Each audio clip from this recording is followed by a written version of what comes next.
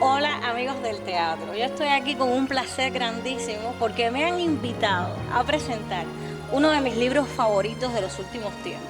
Y lo digo así, sin ningún tapujo, ya el año que viene a lo mejor tendré otro. Pero ahora mismo quiero presentar no solo el libro, sino al autor, Gerandi Fleites, con su hermoso título Cabeza de Caballo, Premio Dora Alonso del 2020, que es una de las publicaciones más recientes, las más novedosas de Tablas al Arco. Cabeza de Caballo trae temas nuevos a la dramaturgia cubana para niños, temas muy duros, el bullying del niño, las diferencias entre los niños, las diferencias físicas, el maltrato infantil entre ellos y las maneras de tratar esas diferencias. Este texto que a mí me fascina, la verdad, pero me deja con dolor cada vez que lo leo, con dolor, creo que dolor de madre, más que dolor de teatróloga, Gerandi, te lo he dicho. Empieza con esta frase que quiero citar, muy simple. A veces sueño que soy un niño como los demás. Y en un momento u otro dice, a veces sueño que soy un niño como los otros niños. Cuando me invitaron a hacer esta presentación, tuve un recuerdo que fue la primera vez que supe de ti, Gerandi Fleites, era 2005, yo era por primera vez profesora, el primer año en que era profesora en Elisa, y un alumno me dijo, estamos montando el gallo electrónico de un alumno de la escuela. Luego yo no supe más hasta que vi el gallo electrónico, hasta que leí el gallo electrónico, que era una fábula campestre lleno de animales, que también tenía metáforas que tenían que ver con los personajes griegos, era muy graciosa. Pero luego yo creo que ha habido un cambio en ti, una madurez. Yo te quiero hacer varias preguntas, a ver si el tiempo nos deja. Tú eres para el mundo del teatro un reconocidísimo autor que está en las tablas ahora mismo, en el presente, en las tablas del teatro adulto cubano, que parece que hace a veces viajes al teatro para niños, o sea, porque son menos tus publicaciones de teatro para niños que teatro adulto. ¿Tú tienes hay alguna diferencia en tus procesos de escritura cuando estás escribiendo para el niño y cuando estás escribiendo para el adulto? Una pregunta difícil. Yo, ¿Existe esa diferencia? para mí no. Yo tengo cuando comienzo un proceso siempre es de cero. O sea, nunca he tratado como que mantener una voluntad de estilo entre una obra y la otra. Siempre cuando me aproximo por ejemplo, a la realidad, a la hora de concebir un texto teatral, lo hago desde la naturaleza de esa realidad misma. O sea, entiendo, por ejemplo, que aproximarme con una obra como Cabeza de Caballo no tiene una intención de que voy a escribir una obra para niños, sino voy a aproximarme a una realidad que necesita contarse, que necesita exponerse, que necesita que se sepa de ella, que necesita ser investigada, que necesito llamar la atención sobre ella. O sea, no trazo como esos límites. Después, claro, uno siempre tiene claro que es una obra para niños porque no está destinada a un público para adultos. Pero no hago como la distinción esa entre un teatro y otro, sino que creo que el teatro es una sola cosa y por supuesto, él solo va a habitar un determinado espacio, pero nunca como que zanjo la diferencia. O sea, quizás, digamos, no he sido un autor que ha escrito más obras para niños, para público, específicamente para niños o público para adultos, porque he estado como más centrado en esa zona de la realidad, pero que creo que cada vez, a partir de estas nuevas investigaciones que tú estabas hablando, sobre todo en obras como Balada y Cabeza, cada vez me intereso más por estos universos que yo creo que a lo mejor han sido descubiertos por otros, pero creo que deben ser más evidentes. Y entonces estoy como muy enfocado en eso ahora, pero de ahí que es una realidad que siempre me sorprende y que al aproximarme a ella no distingo entre un público y otro. Creo que es todo el teatro, porque fíjate, no me estoy reprochando no me estoy como poniéndole límites a experimentaciones estructurales, a perfiles psicológicos de los personajes, o sea, ninguna de esas exigencias que a veces tenemos en cuenta en el teatro para adultos y que pensamos que en el teatro para niños, por ejemplo, no se tienen en cuenta, y todo lo contrario, o sea, con esa misma profundidad que produzco un texto, pues produzco el otro. De ahí que no hago distinciones entre el teatro para niños y el teatro para adultos a la hora de producir la obra de teatro, o sea, solo me aproximo a esa realidad y la produzco. Sin embargo, pensando en esas 3 obras que hemos mencionado, El gallo electrónico, que eras un jovencísimo estudiante y que es una farsa divertidísima, les aseguro tienen que leerla. Donde quiera que la he visto, en diferentes lugares, incluso hecho por no profesionales, ha sido un placer verla porque es muy divertida. Pero hay un cambio rotundo, precisamente en Balada para Jack y Mike Brick, y ahora en Cabeza de Caballo, en los temas. Por ejemplo, aquí estás hablando de la migración, un tema que había estado eludido toda la vida de la dramaturgia cubana, cuando las migraciones son parte de nuestra cotidianidad cubana, por supuesto, y de todos los pueblos. Y yo te pregunto, cuando estás escribiendo, yo sigo pensando en tu proceso, quisiera saber de tu proceso íntimo de escritura. El padre que hoy eres, ¿se siente responsable con esos temas duros que estás poniendo en textos que deberían llegar a escena, que es como el sueño, me imagino, de todo dramaturgo?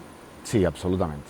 O sea, yo creo que quizás el cambio fundamental estético o personal, o como querramos llamarlo, entre el enfoque escritural del gallo electrónico y estas obras que vinieron después, tienen que ver con el padre.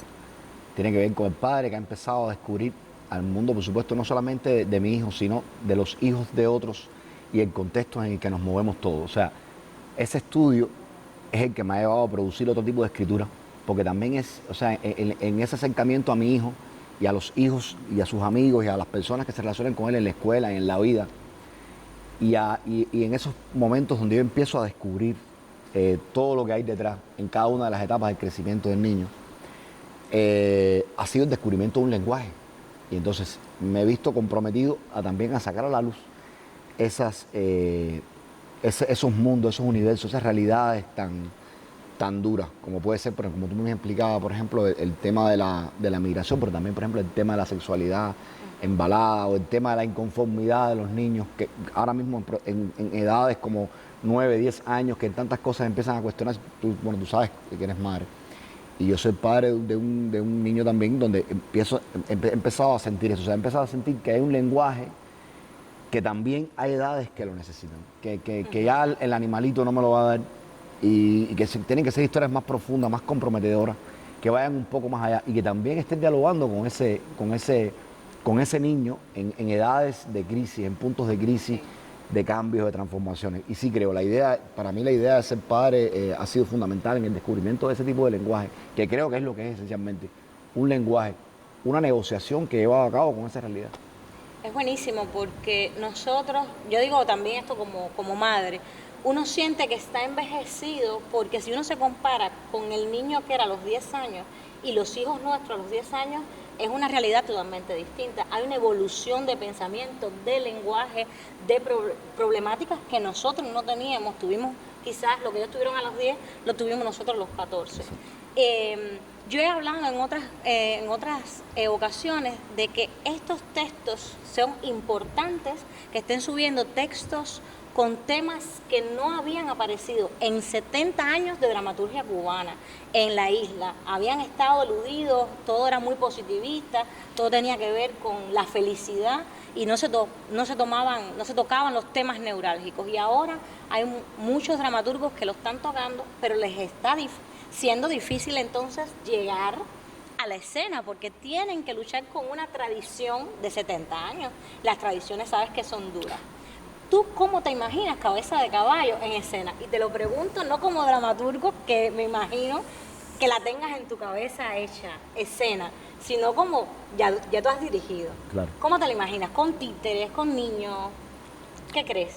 Tú ahorita hablabas del gallo, y ha sido una obra que tanto tú y yo también la he visto con títeres, la he visto con adultos haciendo esos animales y la he visto con niños actores haciendo también la obra. Yo me imagino, tú dices una cosa que es como clave ahí, acabas de decir, y es que la dramaturgia, el teatro para niños en Cuba es un teatro fundamentalmente titiritero, son historias que se cuentan a partir de títeres, que es una maravilla, pura magia, y uno lo disfruta muchísimo.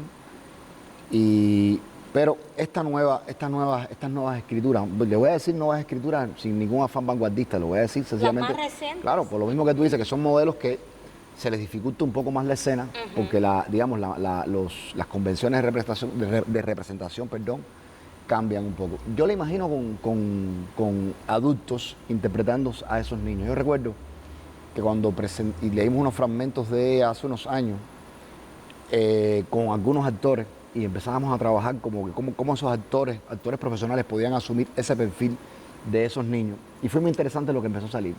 Y creo que detrás de eso puede existir una apuesta interesante. Es decir, yo me imagino actores profesionales interpretando a esos niños. Y también creo que hay niños que podrían llevar a cabo esas interpretaciones. Y pienso sobre todo que lo que no tendríamos en cualquier caso es no limitarnos a defender un tipo de teatro, como decir, lo voy a hacer totalmente titiritero, o totalmente con actores, o totalmente con niños, sino que se pudiera usar esa gran hibridez. Sabemos lo difícil que es coger un grupo de niños y mantener un proceso coherente. Por eso aspiraría al rigor de un grupo de actores que representaran la obra, que interpretaran, que se aproximaran a esos perfiles y que eso también fuera un teatro posible. Hay teatro que se está produciendo ahora con las nuevas escrituras, alumnos y escritores cercanos a mí, que le están exigiendo ese tipo de representación también y están produciendo ese tipo de dramaturgia. Y creo que también eso sería algo a explorar. ¿Qué pasa? Que aún no tenemos directores como que más habituados a ese tipo de escritura, es verdad. Pero no quiere decir que no pueda producir y no quiere decir también, por ejemplo, que yo, como tú decías, no esté particularmente interesado en poder llevar a cabo un trabajo así. Bueno, a mí yo le decía a Yerandi en nuestro chat que para mí era un placer grandísimo conversar con él de una obra que me gusta tanto. Esto es uno de los recursos para promocionar la dramaturgia que se está produciendo en Cuba, pero ¿se te ocurre algún tips más para promocionar estas obras y que los conozcan los directores? Yo creo que lleguen a sus manos, que las puedan leer, o sea, yo creo que este espacio genera como el interés. Pero yo creo que debería personalizarse un poco más eso, que los libros puedan llegar a los directores, que los puedan tener en las manos, que se sigan produciendo antologías. Es muy importante el trabajo por ejemplo, el maravilloso trabajo que tú has hecho tú y Dianelis hicieron con los 70 años de la dramaturgia cubana, que ha sido buenísimo. La otra antología que así se puso en fuego, o sea, que se sigan produciendo ese tipo de dramaturgia y que en los encuentros los especialistas, por ejemplo, como tú y otros, que caminan por el país y que están muy en contacto con los directores, hagan promoción, se puedan discutir las mesas de debate. Yo creo que debemos regresar a todo eso y a empezar también, fíjate, a tallerear ese tipo de escritura para abrir un poco los espacios y que se den cuenta que la aproximación a este tipo de dramaturgia no tiene que estar, puede tener otras búsquedas y el camino también puede ser fácil. O sea, tú, otros autores, otros especialistas, Ulises, Blanquita, que ya están como más entrenados en ese tipo de escritura, yo creo que también pueden abrir teóricamente una idea y pueden abrir y estimular el imaginario de esos directores para que se aproximen a estas dramaturgias también y que eso sea algún día, por supuesto, una puestas en escena más inmediata. Bueno, Tablas al Arco como editorial es una vanguardia en lo que es la promoción del teatro para niños en estos 20 últimos años. Y esto es un espacio maravilloso, no me canso de decirlo. Muchas gracias por estar con nosotros y con Yerandi Flight. Gracias.